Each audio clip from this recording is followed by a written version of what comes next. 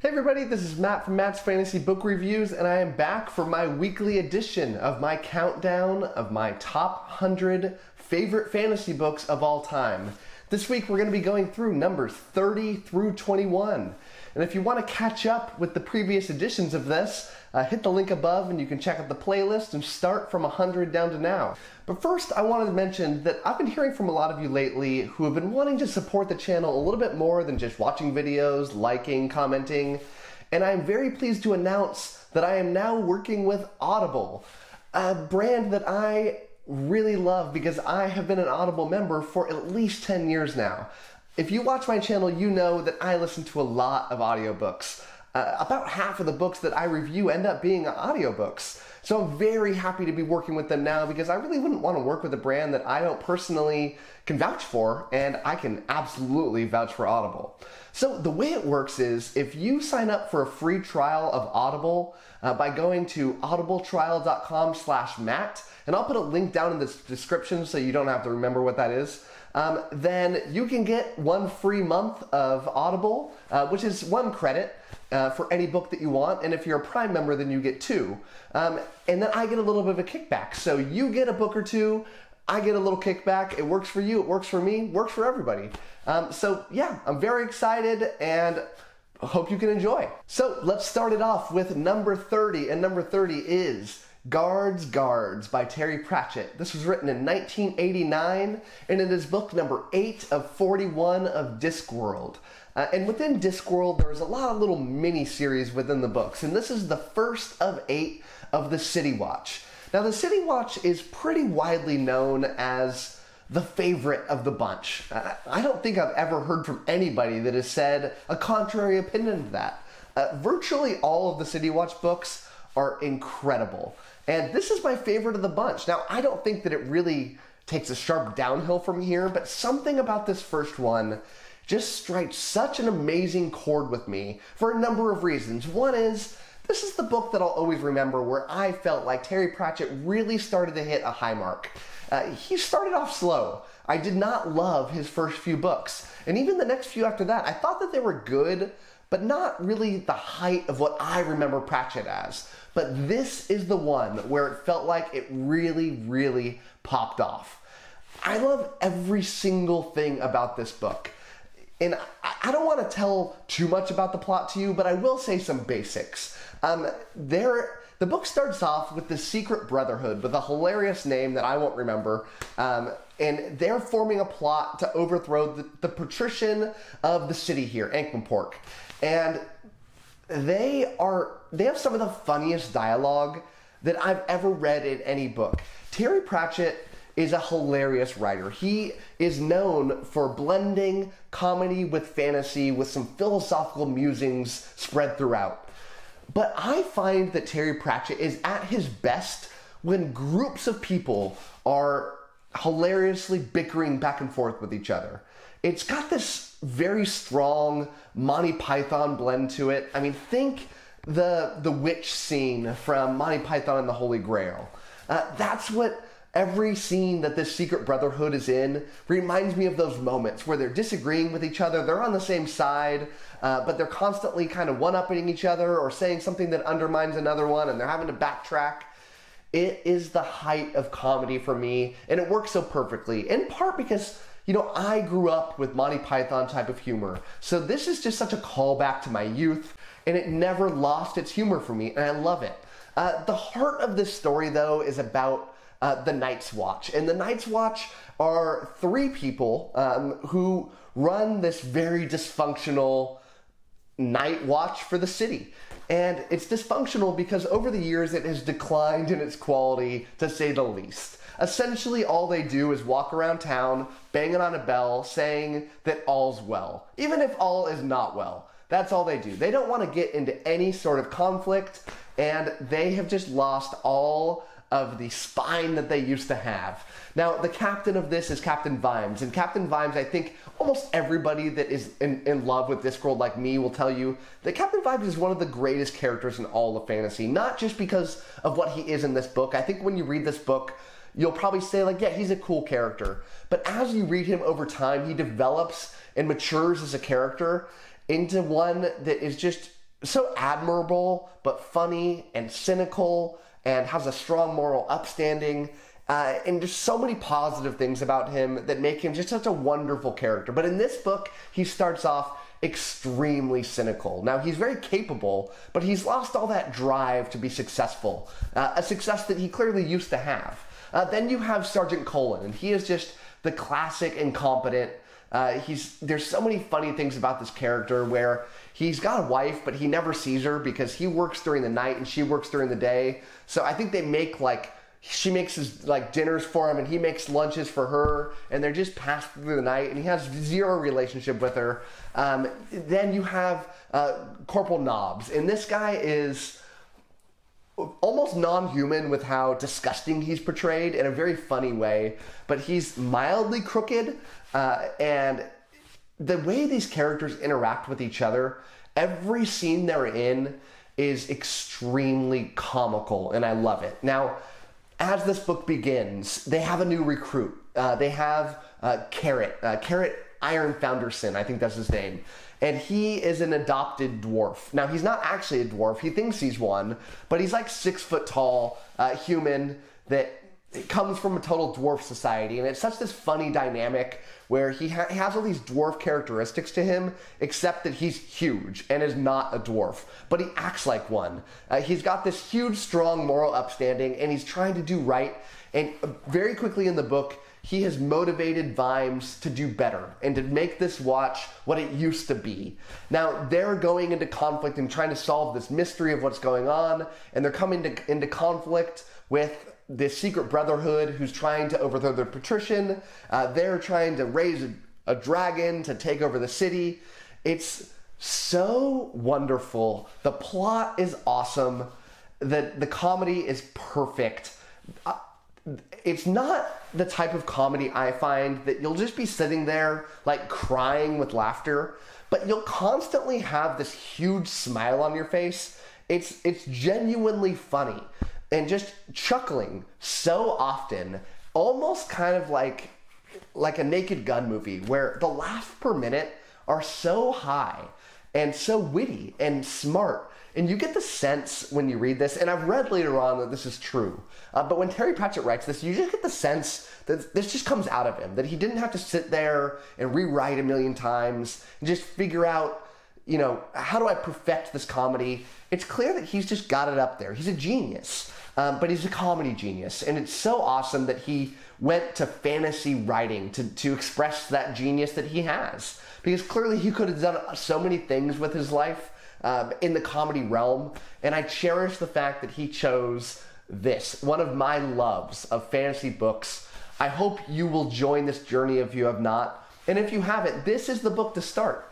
It is book number 8, but I don't think you should start with those early ones. Some people will tell you that, you should start at the beginning of one of the sequences. They have this death character, they've got these witches characters, they've got this doofy wizard that I do not suggest that you start with. I don't love those books, but this is the one. Now, there is another book that I'm going to be actually talking about in a little bit that is my favorite Discworld book that is also a good starting point, but I would actually recommend you start here. So if you haven't, pick up Guards. It's not a big book, not a huge time commitment, and I think this book is for any fantasy fans. But I would especially say so that if you've ever seen any kind of Monty Python before and you liked it, it's not for everybody. That type of British humor is definitely not for everybody. If you roll your eyes at that type of stuff, you're not going to like Discworld. It's just not for you. But if you at least liked it to loved it, I think you're going to love this book. Number 29 is The Hunger of the Gods by John Gwynne. This was written this year in 2022, and it is book 2 of 4 of the Bloodsworn saga. Now, there's only been 2 books that have come out, but there is eventually going to be a quartet. I finally remembered what that name was. Normally, I just have to forget for a few seconds, but I nailed it. Yes. But yeah, this book rocks. This book has a special place in my heart for a number of reasons, and it's not up on this list for this reason, but this was the first video that I ever made on my booktube journey. If this book didn't come out, I don't know that I would have started a booktube channel. I ended up getting an advanced reader copy of this somehow. I don't know why they sent it to me because I'd never reviewed a book before, but I thought, man, I got this book early. I love it. I'm passionate about John Gwynne. Maybe people will want to hear my opinion. So it will always have this kind of special place in my heart for starting that. And I probably wouldn't have started it without it. So that's great. This book, if you don't know what it's all about, this Bloodsworn Saga is this Norse-inspired epic fantasy at its heart about like resurrecting dead gods. And it is just awesome for so many reasons. Now, I do believe the book on its own merits rocks, but I have been hungry. I didn't know it, but apparently I've been hungry for a Norse setting with fantasy elements in it. You know, I've never been like this huge like Norse guy who's into that sort of reading or that sort of like history, but it is awesome. And when you blend these fantasy elements with it, it's like an epic sort of nature to it anyways, and you can ramp it up to 11 when you implement all these magical elements to it. And it works so good. Now, the first book in this, Shadow of the Gods, which I believe came out in 2021, it's awesome. And I did not think that a book from John Gwynne could one-up that book, because I'm a huge proponent of The Faithful and the Fallen and of Blood and Bone, the two series that John Gwynne wrote before he wrote this. And I thought, you know, how could he one-up those? And I don't know if Shadow of the Gods was better than those. I thought it was just the same quality. But I think Hunger of the Gods is right up there with the best that has to offer. Now, you know, I do have one, maybe two more from John Gwynne higher on this list, but that's because they're later in the series, and I think John Gwynne closes out his series just magnificently. But if this series can continue the strength that it has, I have no doubt that the final closing in this book is going to be one of my favorite books of all time, if he can continue this quality. It's just awesome. Now, this book expands on the first book. The first book had 3 main POVs. And I don't want to go into who these people are because I think you need to read it and experience it for yourself. But essentially this is hugely on the redemption arc sort of things. Revenge, huge set piece battles. You know, you have essentially just Vikings going to war is at heart what's going on here. And in one of them you kind of have this ex-Viking who used to be in a war band who, you know, is clearly very capable, but, you know, has retired since then. And then you have some that, you know, one of them who is actively in one and one who's just getting recruited to one. So that's where a lot of the story kind of comes together. But I love this book because it expands the POVs and made it a lot more interesting because they showed some of like the baddies, which is great. I love it when bad guys have their point of view because what it does is it humanizes them. And I love black and white kind of books. But I also love even more when I get a little bit of gray mixed in. And, you know, I think it's kind of cliche, especially now, to say, you know, my books all have to have these gray characters. You know, that's what it all has to be. You know, everyone has to be, you know, George R. R. Martin and do that thing. And, you know, I think it sounds ridiculous to say because I think so many people say that and kind of make fun of that almost. But it does kind of make books a lot more compelling for me. Not everybody needs to be that. I like a blend. I like when you have these kind of good at heart characters, but I also like when I can understand what is motivating the guys on the other side. And that's what this book really does. And it makes it so much deeper to me. It makes me appreciate the story a lot more. I think that the first book had a lot of build-up. And while no John Gwynne book is ever going to be considered, I think, slow because of how big the set pieces are and how often they are, you know, I think that first book ended on a truly epic level. And this book just started there and just carried it on through. And I love that it did that. Now, I don't think that you should go into this book expecting it to be more than what it is. And what I mean by that is you're not going to get this crazy emotional depth. You're not going to get characters that go on this huge progression internally that, you know, I am growing from this to this. You know, what you see is kind of what you get in these books, but what you are going to get in this book is kind of the literary form of like a major AAA blockbuster movie. And I love it for that. It's not, I don't want to read that all the time, but every now and then when a book can really nail it, that is just fun to read. And that's what this book really is. It's fun. And that's my biggest criteria for whether I like a book or not. I don't need to get all, artsy with, did it have this perfect prose, or, was this development perfect, and all these different things.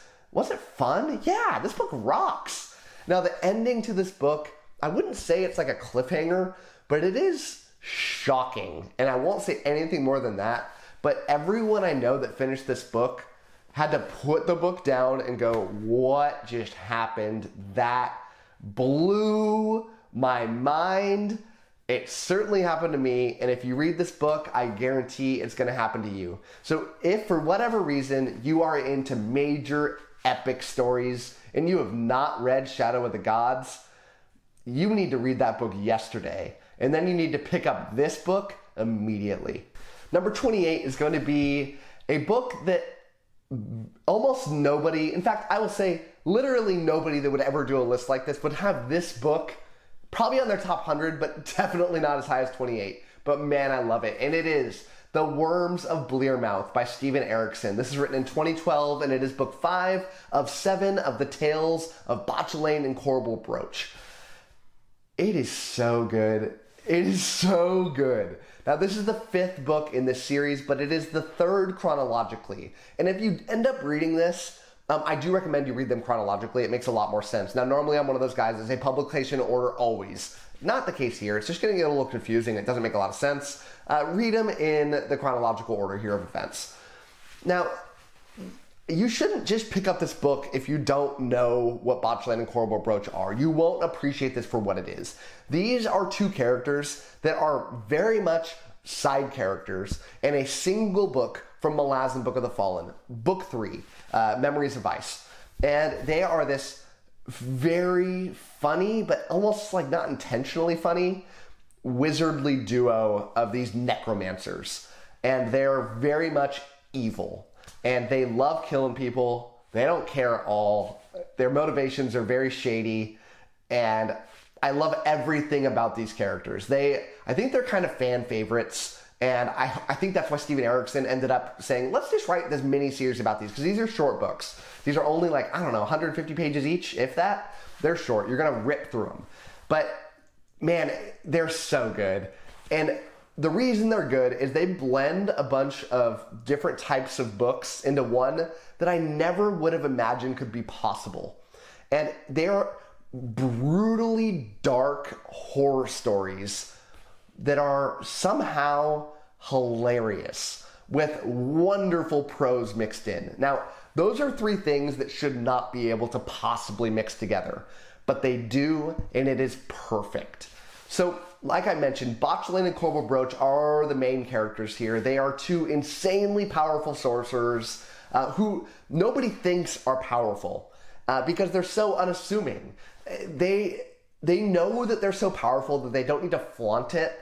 Like, they piss off people constantly, and people are very regularly trying to kill them, but they don't care because they know that nobody can ever touch them.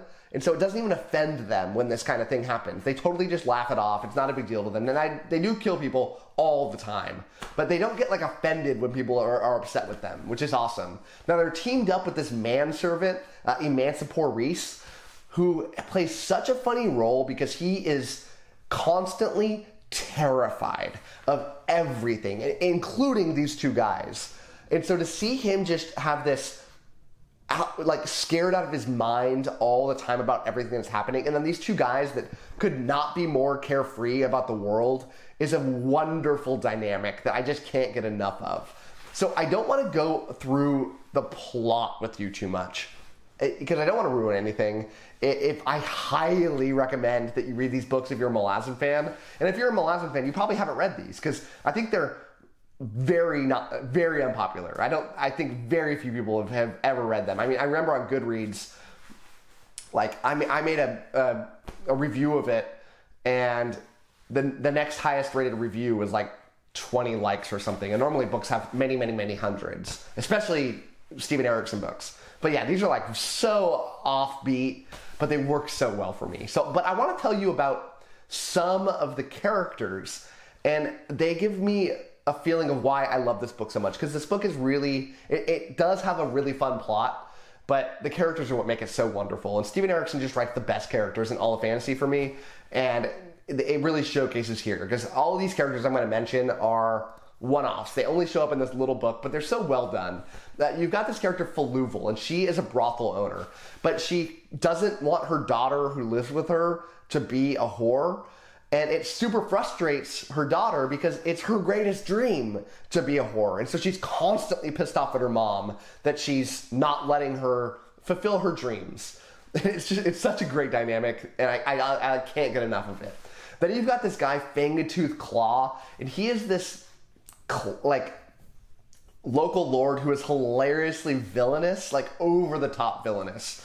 And he's got this scribe that he makes follow him around everywhere and transcribe literally everything that he says. So he's constantly going around making these like huge pontificating speeches, and he's making this dude Coinwood, I think it's his name, Coinwood, write everything that happens. But when he's done, he realizes that he's not as witty as he thinks he is. So he wants the scribe to rewrite everything. And he's constantly having this hilarious back and forth between the scribe and him, trying to rewrite what he said, and it's so good. You've got this undead gravedigger who nobody thinks is actually dead, but he's totally dead. You've got a tax collector who believes in his heart that that the money he's collecting is legitimately going towards the public good when it's just straight up going to the bad guy and nothing is going for it. And a lot more characters than that. They're all just as funny as the last, and I love so much about it. The ending of this book is equal parts like brutal and bloody and glorious. It makes you wince. It makes you laugh. It's so good. So this book's not for everybody. You know, I'm not a horror fan, but it did work for me. But you have to like dark humor to be able to appreciate this. And you also have to be a Malazan fan. So I feel like what I just said applies to so few people, but if you are in that group and you haven't read the series, pick it up yesterday. It's so good. The first book in the series, though, I hated. It was not good at all. You do have to read it. It sets up the plot for the rest of them. Luckily, they're super short, so you can just fly through it. But I thought the series was going to be horrific. I was like, man, this is not good at all. But then the second book just blew my socks off. This one did too. More of them did later on. It's a wonderful series. Check it out. Number 27 is Return of the Crimson Guard by E.N.C. Esslemont, written in 2008. This is book number 2 of 6 of novels of the Malazan Empire. Have you figured out that I'm a Malazan fan yet? You should start getting the picture, because you're going to hear a lot of it from here on forward. So this is written by Ian Esslemont. Ian Esslemont is the other writer of Malazan. Now, I've mentioned this before, so I'm just going to fly through it. But Malazan Book of the Fallen was written by Steven Erikson. I think is his best friend. Maybe it's not best friend, but a good friend of his from childhood. Also wrote the series. They developed it together. It was like a Dungeons & Dragons type of game that they played when they were younger, and they ended up developing them into books. Now, Steven Erikson is the famous one. He wrote Book of the Fallen. It is widely considered as one of the better fantasy series of all time, certainly written in the past couple decades. For me, it's the best, but you'll hear this very oftenly brought up as one of the best. But E.N.C. Esslemont also wrote, I don't think it's fair to say this, but I'm going to say it anyways, like these companion books. They didn't deal with the main series, but they dealt with like offshoots. Now, he wrote 2 different series. This is the first one that he wrote. And all of these books take like events that happened in Book of the Fallen. And as Book of the Fallen, what it does and what makes it so great for me, well, one of the things, is it doesn't need to tell a story that fully explains everything. It will tell a story and the characters will go on to do a new thing.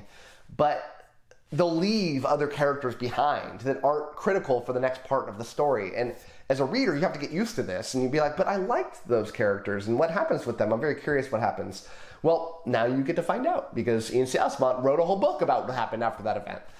And this book is my favorite of that bunch. I love, not only do I really love E.N.C. Esslemont's writing, but I love the story here that it got picked up on, because it tells the story of essentially what happens after the Bone Hunters. I don't want to ruin what happens to the Bone Hunters. I'm going to talk a lot about Bone Hunters way later on, because it's one of my favorite books of all time. But in Bone Hunters, you have a lot of main characters leaving a certain location and going to another one. And they leave behind a lot of major people.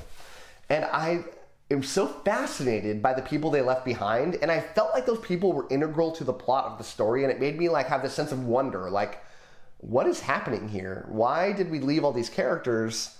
And I wanted to know more. Well, thank goodness that this book got written. And I can't say a lot more than that about the plot. So now I'm just going to talk generalizations now. The writing style that E.N.C. Esslemont does is different than Erikson's, but it does retain the same feel to it, if that makes sense. Now, it's worse in a lot of ways, and Erikson's my favorite writer, so of course I'm going to say that. And it's kind of better in some ways too. Now, in the worst part, it lacks the amazing foreshadowing that Erikson is constantly doing. The foreshadowing that Erikson does is one of the reasons that people say it's one of the more wonderful rereads that you can do, because you constantly pick up on these things as you're rereading it the second, third, fourth time. But yeah, Esslemont doesn't do that, at least not to the same level. Now, the way that he writes banter between the characters is also not quite as good, not even close to as good. And then the emotional depth that these characters go through is lacking, but he does make up for it in a number of ways. The tone of the book. Now, I love a dark tone. I love the tone that Erikson did, but I also appreciated that this tone has this lighter, more kind of upbeat tone to it. That's hard to say for a book that is dark, because this one is too, but it's definitely a brighter book in tone. It's a lot more direct. Now again, I like the depth and the broadness and the vagueness that Erikson does, but this one kind of gets to the point a lot. And when you're trying to tell a very plot-driven story like this one, it works really well. And I like that it's different in that way. And I do like that he shows a different side of a lot of the classic characters that you've come to know and love from the original series. There's a lot of repeat characters here. And I like getting to see a new take on these characters that feel so similar. Now, most of the characters, all but a couple, are written where it's like, yeah, that's clearly the same guy. I love everything about him. A couple of them are lacking, and it's like, man, they're not the same guy, or the quality's not there, but almost all of them are just awesome. The plot here is so good. I love the story. It has that classic Malazan blow-up moment where everything's coming to a head. It's just a classic Malazan tale that is better than some of the Book of the Fallen books for me. This kind of reminds me, in a lot of ways, the way the writing's different, of like when Sanderson took over Wheel of Time. Now, it's not the same as that, but it is different, but it's similar. Where, it's very clear that Sanderson was a different writer, and he did some things better and some things worse than Robert Jordan did. And I appreciated that here, and it made it such a fun experience for me. I do think this is essential reading for Malazan fans. If you consider yourself a big Malazan fan and you have not read this book or this series as a whole, I think you're just doing yourself a major disservice. And there's so many people that have done that, because the amount of people that have read Book of the Fallen and finished the whole series is way more than the amount of people that have read this. And because there's that perception out there that these books are a lot worse. They are worse. Are they a lot worse? I don't think so. And if you just truly love Book of the Fallen, then you should absolutely give these a chance. Now, I don't think you should judge it based on the first book, Knight of Knives. In fact, I don't even think you should read the first book, Knight of Knives, until you're done and be like, look, I just want to finish it out. It has nothing to do with the rest of these plots. It's totally like a standalone, deals with a totally different thing. This is the first one. 2 through 6 has some recurring characters that you kind of need to read those in order, or you should, or mostly read them in order. But yeah, start with this one. If you've never read an Esslemont book, start with Return of the Crimson Guard.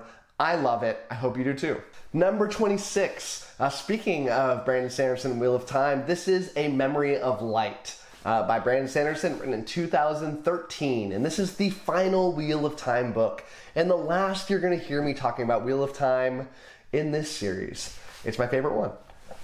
I don't want to spend a ton of time talking about this because I've spent so much time talking about Wheel of Time. I love the series. It's one of my top 10 series of all time. And I can't really talk about the plot at all. because there's so much I would ruin. Anything I say would be ruined here. So I'm not gonna.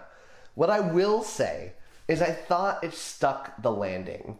And I've heard some people say that it didn't. I don't understand that at all. I thought this ending was beautiful. I thought it worked so well. It had that epic feel to it.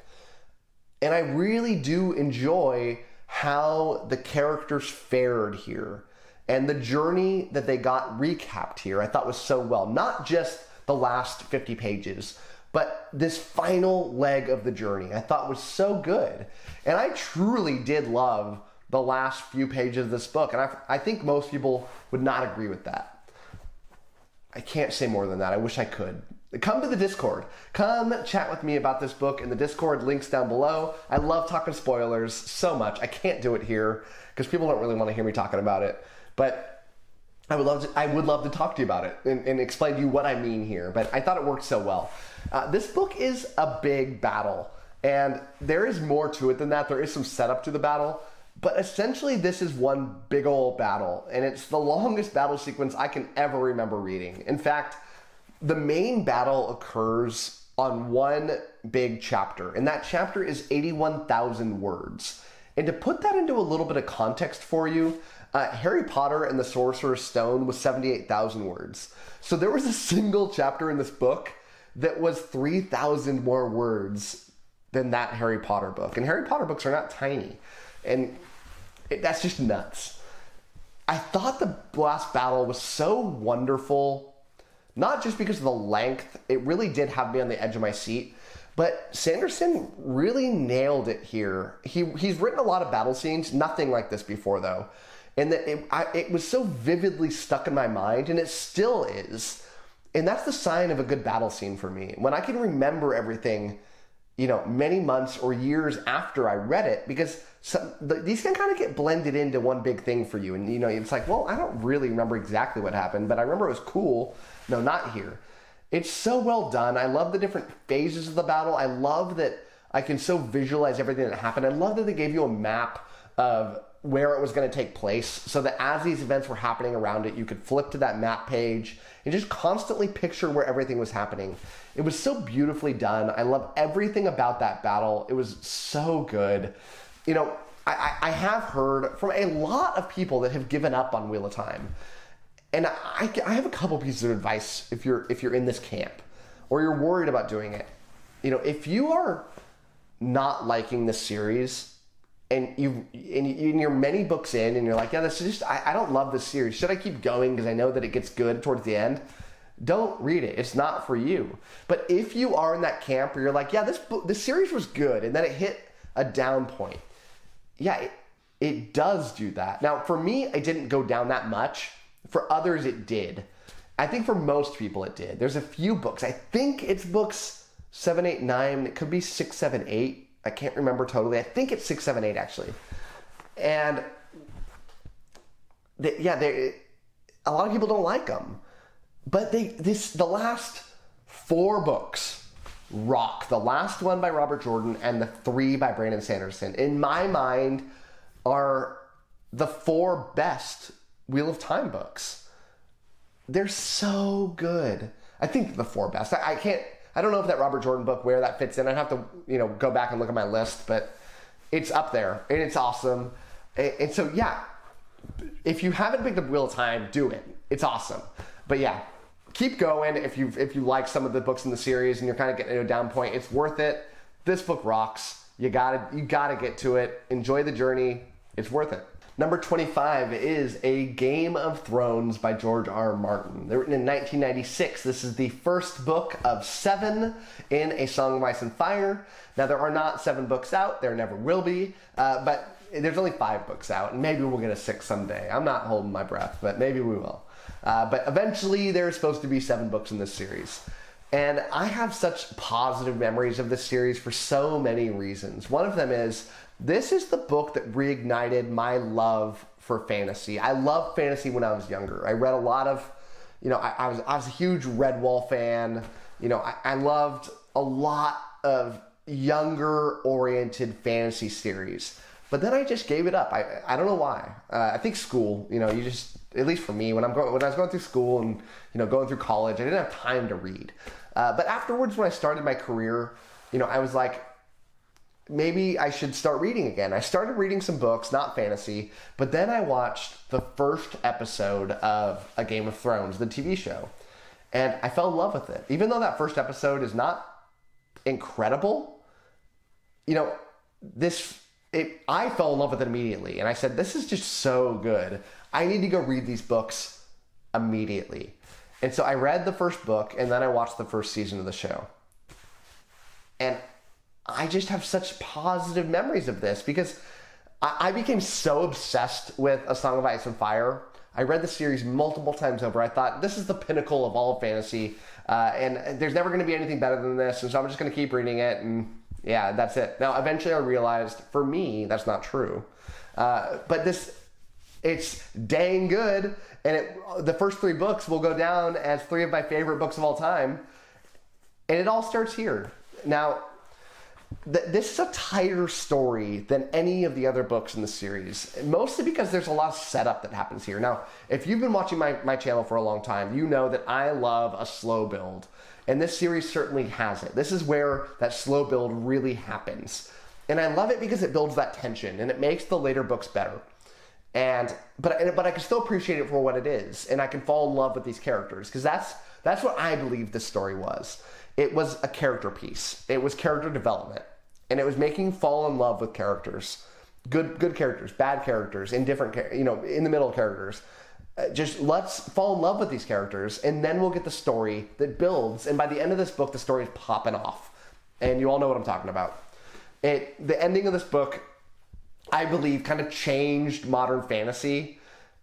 And if you're one of the 5 people that likes fantasy that doesn't know what happens at the end of the first season of Game of Thrones or the end of this book, I don't want to ruin it for you 5 people, but something crazy happens, and a lot of other authors decided we need to make that part of our books too. And other people have done this a long time ago. But this is the one that kind of reignited it, I think, and what people say, like, yeah, we have to do what George R. R. Martin did. It's so cool, and it's so shocking and fun, and I love everything about it, other than I hate it, but I love it, if that makes sense. I thought that the opening to this book, the first chapter, is one of the better first chapters that I've ever read. And it does this beautiful thing for me where it tells a different story, an important story, and sets it off. And then it's such good world building, and it just sucks you in, and you're like, is this what this book's about? But then the second chapter happens, but I think it's an intro or a prologue. But the next chapter happens, and now the real story's happening. You're like, what was going on with that first chapter? But it starts blending into the story later on, and I love that aspect to this book so much. Now, the characters. There's a lot of different point of view characters, and I'm probably not going to remember them all, but I do want to talk a little bit about them. You've got Eddard Stark, and this is really about the Starks, this book. And because it tells about so many of them and really focuses on them so much.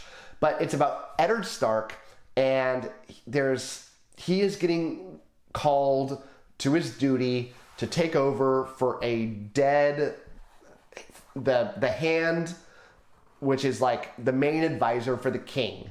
He is the leader of the North, and he needs to go to the South to go fulfill his duty to the king. And his journey getting there with his family. He brings most of his family with him. And he is this classic good guy. He's who I think of when I think of good characters. You can't think of any moral flaws with this character. And it works really well, especially for a book that is the classic gray character kind of book, but not Eddard Stark. He is like the guy that you should look up to try to be like in life is Eddard Stark. Then you have Catelyn, his wife, who doesn't really buy into this journey, but she's going along because she supports her husband. She supports this journey that happens, and you get so many points of view from this different character that are just so meaningful because she's such an important character, and her view on how important she puts family in her life, her very conflicted relationship she has with one of her sons, you know, a stepson that she's forever mad at Eddard Stark for having cheated on her at the beginning of their relationship. And, you know, I said that he's morally good. You'll get it later on. And, yeah, I love a lot about Catelyn Stark. And then you have, you know, his kids. You know, you have Bran Stark. You have Sansa Stark. You have Arya Stark. You have Jon Stark. You know, you don't get point of views here from Rickon, the youngest, and Robb, that bastard child, who decides to go off to go man the wall in the very tip top of the north, who decides to join to guard the realm from a perceived evil that could eventually come down and destroy the rest of humanity. But he doesn't feel welcome to the family. He feels outcast, and he wants to make a name for himself. And he's just such a compelling character, and there's a reason that everybody loves Jon. Then you get some other characters that are on kind of the morally gray side, at least in this book, that's what you think of them as. You've got Tyrion, who's this dwarf who is a fan favorite because he's so dang funny and is so integral to the plot because everyone loves Tyrion chapters. And then you have Daenerys. And I love the aspect of what they did with Daenerys. And she is this princess who has lost her family, and she is trying to make her way in the world in a totally different continent. And it does that wonderful world building where you're getting this totally different part of the world. You're like, how is this going to integrate with the rest of the plot? I know it will eventually, but I love how much it just rapidly expands the story into this totally different thing. I love when they jump between these different dynamics. You're like, what is this story really about? I'll get it eventually. I love so much about that. I love everything about this book. If you're one of the people that watched the show but didn't read the books, I think you're doing yourself a major disservice, because the show, not only did it flub the ending hard, the last few seasons, I think, flubbed. Everyone says the last season sucked. It did. But I think the last few seasons kind of sucked. And because they deviated from the source material, and then they ran out of source material. And it's when those deviations really happen that I think makes the book so worthwhile. And plus, they couldn't do everything in the books. They left out so many good things. Well, maybe not perfectly integral to everything about the plot. They were very meaningful and fun to read about. And so I do think that while I love the show, it's one of my favorite shows of all time, I think the books are superior. And they're still so good to read, even if you've watched the show. So you got to give them a chance. Start here, pick it up, go through the journey. They're huge books, but they're worth it. You got to do it. Number 24 is Deadhouse Gates by Steven Erikson. This is written in 2000. It is book number 2 of 10 of Malazan Book of the Fallen.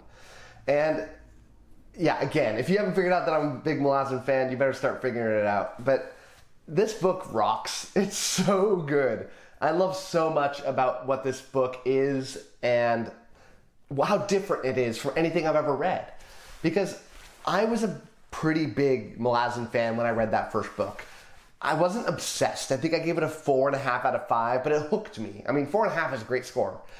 And I was like, okay, these characters are good. I'm really interested in the plot. What's going on here?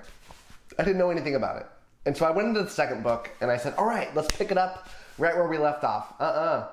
It is telling a totally different story on a totally different continent, super far away. It's not even like the next continent over. It's like multiple continents over. And there is some recurring characters in this book, but in large part, this is a brand new story. And I've never read anything like that before. From an author that was like, look, I have this bigger vision here. I have 10 books to tell that's going to span many continents. Everything's going to make sense by the end of this. And I have to go tell this story for this all to be able to come together. And it's just so cool to see an author have that vision and be able to pull it off like what happened here, because pretty dang quickly I said, yeah, I'm all in.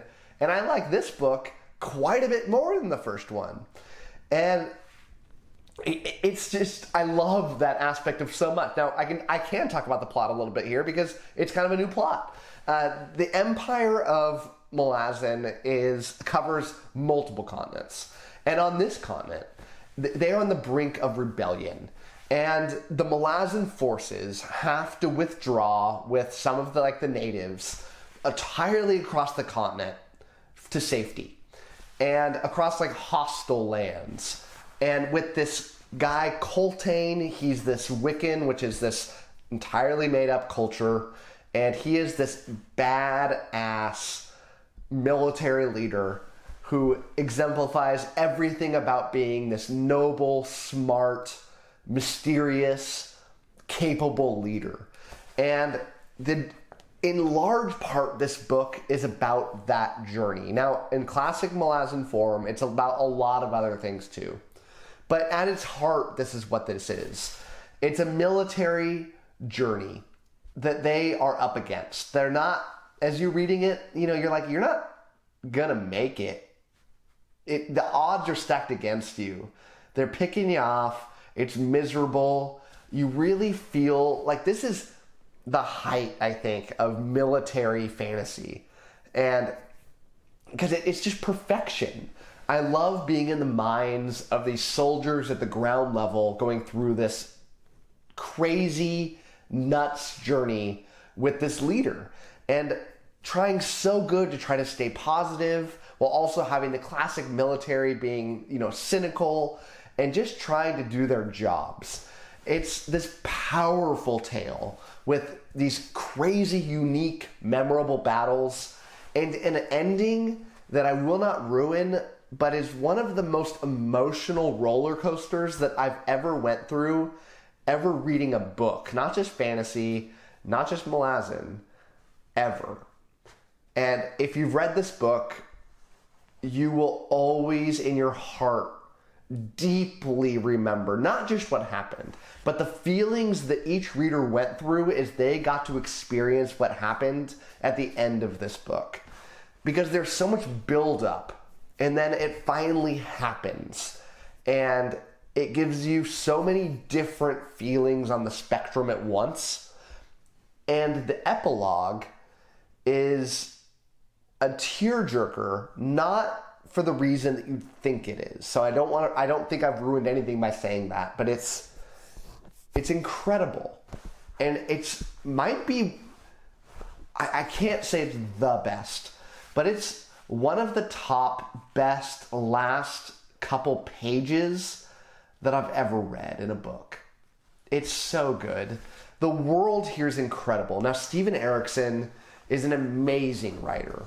And what he writes here is this incredible world with its own unique cultures, not just one or two or three, full of different cultures and religions that are so believable and unique and interesting, these insane different artifacts and ruins, and just the atmosphere is perfect. It's everything that I love about Malazan wrapped up into one. The writing and the humanizing of these characters is perfection.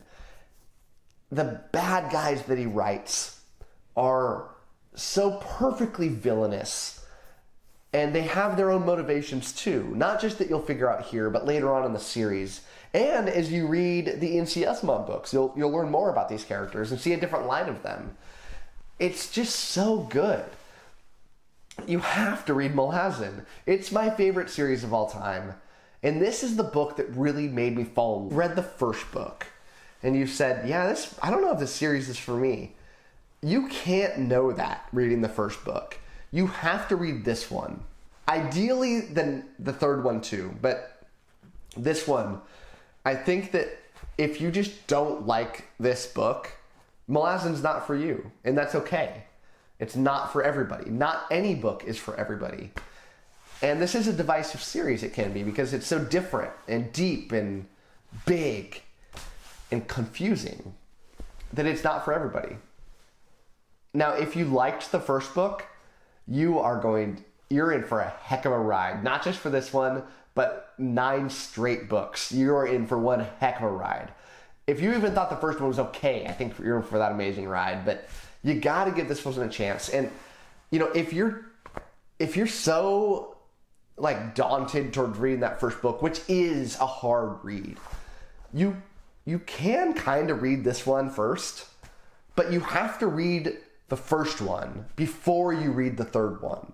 So it's okay to do that.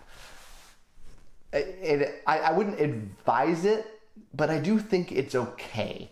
So yeah, this is one of many Malazan books that I want to be talking about, not just throughout the series, but today in this video. Number 23 is Small Gods by Terry Pratchett. This is written in 1992. It is book 13 of 41 of Discworld, and it is my favorite Discworld book.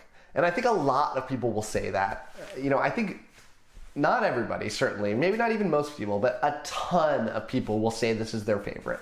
It struck such a perfect chord for me. Now, this is one of the only standalone Discworld books. And it shocks me that a standalone book, I'm not a big standalone book fan. I like big epic fantasies. I like the bigger and the longer, the better. I like continuing stories. I like journeying with these different characters. But man, I think it's my favorite standalone book I've ever read. It rocks. Now, this is a great starting point for Discworld. I mentioned earlier that I think that _Guards is the best. I think this is the second best. I don't have a ton to say about this, but you have to read it. It is this amazing take on religion. Now, tons of books have taken on religion. It's not, though, about like Christianity or any sort of particular religion. It's just on religion in general. And I have given this book to more people than any other book in my life. And I've found that people that dislike organized religion love this book. I find people that are actively religious love this book because it doesn't just like poke fun at religion. It does so while also kind of respecting it at the same time. And it's this really nice blend that kind of works for everybody. It's so genuinely thought-provoking and deeply insightful and absolutely hilarious. I don't want to tell you anything about this plot because I just want you to go read it. Instantly, within the first few pages, I had the biggest smile on my face because of how well Terry Pratchett opens up this book. I think it's the best opening to any Discworld book. It just tells this amazing little story that you have to read for yourself about an eagle and a turtle that is just so wonderful, that has such deeper implications for later on in the book. But yeah, it's just this amazing story about, you know, a person that believes that they are, or is told that they are, you know, the prophesized one, and playing on that kind of classic story. And it's perfect. If you haven't read it, what are you doing? If you haven't read any Discworld, just go get it. Go get this and go get Guards and be in for a heck of a ride. And know that while I do think they're my favorite two Discworld books, that you're not just reading the pinnacle, because I think that a lot of these books can be considered kind of top tier in fantasy, but this will really get you started on your journey. They're relatively short books. I think they're both under 300 pages. We're right around that 300 book pages mark, which if you're not a fantasy fan, that might feel kind of long, but if you're a fantasy fan, that's pretty short. So just got to do it. They're wonderful. Pick them up. Number 22 is The Wisdom of Crowds by Joe Abercrombie. This is written last year in 2021, and it is book number 3 of 3 of The Age of Madness. Now, this is set in the First Law universe. The First Law was an initial trilogy. It's the First Law trilogy, and then you had 3 standalone books, and then you had this one. And it is amazing. It is such a great ending to this trilogy. I am a sucker for books that stick the landing. I think the last book has the potential to tank a series or make it an all-time great. This one made it an all-time great. And not just did it stick it, but I think it's the best of the bunch. And it's one of the best First Law books and one of the best books of all time. It rocks. Now, before I get into that, I do have to say that this is one of the few times that I will say that I think the audiobook is not just better, but it is way better than reading the physical form of this book. Stephen Pacey, who is the narrator for this book, is magical in the way that he can tell a story, put character voices out there, can do feminine voices in a way that doesn't feel fake. He can make everyone feel different and unique. And I will never be able to read First Law without thinking of his voices in my head. I can't even see a picture of any of these First Law characters without thinking of how Stephen Pacey voiced out these characters. They amplify it so much. And honestly, I think that his narration made me love these books even more. Now, I have read them also, but I read them after I listened to it. But yeah, pick up these books and listen to them before you read them, or read them at the same time as you're listening to them, ideally. But yeah, I plugged it earlier, and I'm not doing this intentionally. It's just kind of coming out naturally now. But if you've decided to pick up Audible and you want to help me out, click the link below to get that free trial. Use it on the First Law. Don't get this one, though. Get the first one, get the Blade itself, start your journey from there, but you're in for a heck of a ride. Now, so this book finishes out this second trilogy. The second trilogy is at its heart a revolution story. Now, I've certainly read plenty of revolution type stories in fantasy. This is the best. It just feels so perfectly encapsulating the feelings from like the French Revolution in this amazing, brutally dark, which the French Revolution was. And so it captured it so well. But in this fantasy setting, in this made-up world with these incredible characters, you know, it's filled with just chaos and political machinations and incredible characters and wonderful battles and genius writing. Now, I think the characters that were in that first trilogy are hard to surpass, but by this point in this trilogy, I came to think for myself that, you know, these characters are just as good. And it made me really realize, and I knew it from the first trilogy, this is what really solidified for me, that Joe Abercrombie is always going to be one of the greatest fantasy writers of all time for what he did. He doesn't have to ever write another fantasy book to go down as one of the all-time greats. For me, he's top 3. I think he's number 3. But he's just a genius. You know, the twists in this book are like equal part incredible and unexpected. And now I say that, but the ending to this book and the tone of this ending is kind of controversial. I've read from a lot of people that don't like the endings to either one of his trilogies, and I just can't connect with it. Because what I love out of an ending is the unexpected. I don't want to go into one saying like, look, yeah, I know the good guys are going to win. I know kind of what's going to happen. Now, I do like some of those books. I mean, I'm a big John Gwynne fan. But man, I love it when it's done like this. I mean, I guess in truth, I like them both. But this is the best that you have to offer from that dark tone and just truly playing that dark tone out from start to finish. It's just perfectly Abercrombie. So I urge you so badly to pick up the First Law. Don't start here, though. I have heard from people that say, like, you can start this Age of Madness trilogy without reading the first series. And yeah, you can, but you'll lose so much of the motivations that made the characters in the first series blend into these ones. Now, not most of those characters aren't here. It's the next generation. I don't want to tell you who the kids are because it tells you the fate of the characters from the first one, because spoiler alert, not everybody survives in the first series. But just know that knowing what their families have been through really helps clarify the characters for this series, especially the ones that are recurring. So please start your First Law journey and start it with the audiobook. All right, the last one for today is number 21, and I'm gonna let you just try to guess what series this is. Yeah, that's right, it's Malazan. This is Midnight Tides by Steven Erikson, written in 2004. This is book number 5 of 10 of Malazan Book of the Fallen. Now again, I can't tell you too much about what this book is about, because a lot happened before this. But I can kind of talk a little bit about it because of what Steven Erikson did here. Now, I mentioned earlier that I love Deadhouse Gates. And I love Deadhouse Gates in part because of the the bravery that Steven Erikson went through to say, like, look, I'm telling a new story. You'll figure it out later. It'll blend together. So essentially what happens here is Steven Erikson tells a story that happens over here. And then he tells a second story that happens over here. And then in the third book, he goes back to this story. And then in the fourth book, he goes back to this story. They haven't really blended together yet. Then in the fifth story, does he go here or does he go here? No.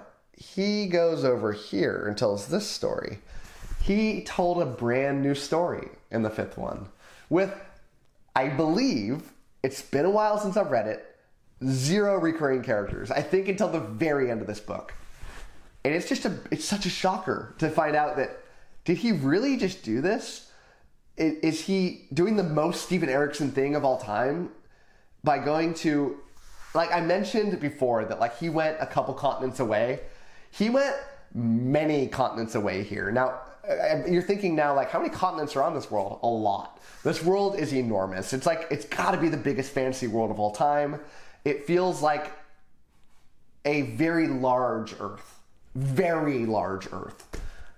That feels real. Like, all of these places, and this is part of what fascinates me so much about Malazan, is like, even though we only get to see a tiny fraction of each of these different continents and what's happening, it just feels so alive, and it puts you in so much wonder of like, what is happening in these places in between here? And every now and then you get these glimpses, and you get these characters that get pulled over from over here, and you jump around and you see a little bit about people, but it's the most alive world and the greatest world building by far that I've ever read. And nothing comes close. And I think a lot of people are going to say like, no, Lord of the Rings is. It's the granddaddy of all world building. No. Lord of the Rings is incredible world building. You know, it might be the second greatest world building of all time, in part because, you know, you had so much other history that went into it. But this is the one that holds way more wonder for me than any other that's ever been written. It's so wonderful. The characters here are so good. I love the plot. I think that as a standalone book, this might be like the best one of the bunch. You know, it's not my favorite Malazan book. But, you know, as I look on it, you know, this is the one when you take out everything else from everything else. You know, this is the best, certainly the best, like, intro to this new world. You know, it's better than the first book, I think. It's better than the second book. You know, it rocks so hard. I love the different cultures here. They're so foreign. And everything about them holds no reminiscence to what we see on Earth with these different peoples and the way that they run things, the different magics that are involved here that make them who they are, these crazy journeys that these characters go on with these crazy mythical beasts and characters that, you know, morph into different characters, and insane magic and insane, you know, crazy magical artifacts, and a journey and a quest to get those artifacts, and the powers that it gives the characters, and the different kind of character that it turns these characters into, and the crazy, you know, character development these characters go through. If you can't tell, I am very passionate about this book. I'm very passionate about this series. I want more Malazan fans to exist in the world so I can talk more about it. If you are a Malazan fan, please come join the Discord. I would love to chat with you in no ends about the series. Let's just gush about this series and talk about it and enjoy it for what it is. So, I'm going to wrap up there before I get too excited and just tell you that thank you so much for going on this journey with me. I think, without a doubt, this was the longest that I've ever done this, and I'm guessing that the next couple are going to be even longer than this one, because even though you see that I'm very passionate about these books, I'm even more passionate about the top 20.